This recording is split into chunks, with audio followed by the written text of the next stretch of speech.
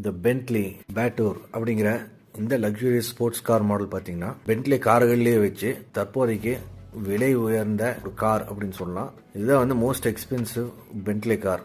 Continental ஜிடியை விட வந்து பல மடங்கு விலை உயர்ந்த ஒரு கார் இது கான்டினென்டல் ஜிடியினுடைய பிளாட்ஃபார்ம் பேஸ் பண்ணி இந்த காரை வந்து அப்கிரேட் பண்ணியிருக்காங்க. காரில் பார்த்தீங்க அப்படின்னா ஒரு 6 லிட்டர் V12 என்ஜின் யூஸ் பண்ணுறாங்க. இது வந்து ஒரு டர்போ சார்ஜ் என்ஜின் தான். இந்த என்ஜின் ப்ரொடியூஸ் பண்ணக்கூடிய ஹார்ஸ் பவர் எவ்வளோன்னு பார்த்தீங்கன்னா 740 brake horse power, 1000 newton metres of torque வந்து ப்ரொடியூஸ் பண்ணும்.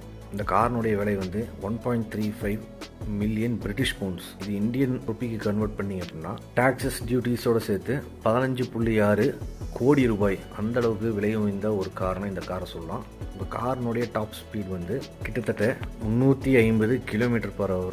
அந்த அளவுக்கு வேகமாக செல்லக்கூடிய ஒரு காரணம் இந்த கார்னு சொல்லலாம். 0 to 100 km/h ஸ்பீடு வந்து 3.4 செகண்ட்ஸ்ல போய் ரீச் ஆயிடும். இந்த பென்ட்லி பேட்டூர் அப்படிங்கிற இந்த லக்ஸுரியஸ் ஸ்போர்ட்ஸ் கார் மாடல் பார்த்தீங்கன்னா பென்ட்லி கார்கள்லேயே வச்சு தற்போதைக்கு விலை உயர்ந்த ஒரு கார் அப்படின்னு சொல்லலாம். இதுதான் வந்து most expensive Bentley car. Continental ஜிடியை விட வந்து பல மடங்கு விலை உயர்ந்த ஒரு கார் இது கான்டினென்டல் ஜிடியினுடைய பிளாட்ஃபார்ம் பேஸ் பண்ணி இந்த காரை வந்து அப்கிரேட் பண்ணியிருக்காங்க. காரில் பார்த்தீங்க அப்படின்னா ஒரு 6 லிட்டர் V12 என்ஜின் யூஸ் பண்ணுறாங்க. இது வந்து ஒரு டர்போ சார்ஜ் என்ஜின் தான். இந்த என்ஜின் ப்ரொடியூஸ் பண்ணக்கூடிய ஹார்ஸ் பவர் எவ்வளோன்னு பார்த்தீங்கன்னா 740 brake horse power, 1000 newton metres of torque வந்து ப்ரொடியூஸ் பண்ணும்.